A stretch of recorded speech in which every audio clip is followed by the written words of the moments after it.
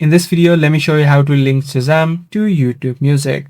Now, if you're trying to link all of the songs that would be played inside of YouTube Music, what you simply need to do is head over to the library section and then head over to settings. Once you're inside of settings, under music app preferences, you'll be able to see the option which says open songs in other music apps.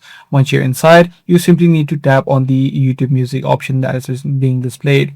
If you do not have the YouTube Music app already installed, this option would not be visible. So you can simply tap on this option and then tap on set default. Now, any song that is identified on Shazam will be automatically played on the YouTube Music platform. But however, there is a downside with YouTube Music. It does not support a native or automatic sync of your entire library to the YouTube Music platform. So if you have some library already available inside of Shazam, all of those libraries would not be automatically synced to YouTube Music as it would be to Spotify or Apple Music.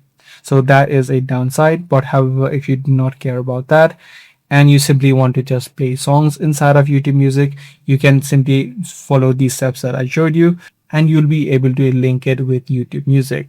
I do hope this guide video did help you out. If it did, be sure to let us know by giving it a thumbs up. That's going to be all for this one. I'm going to see you in the next video.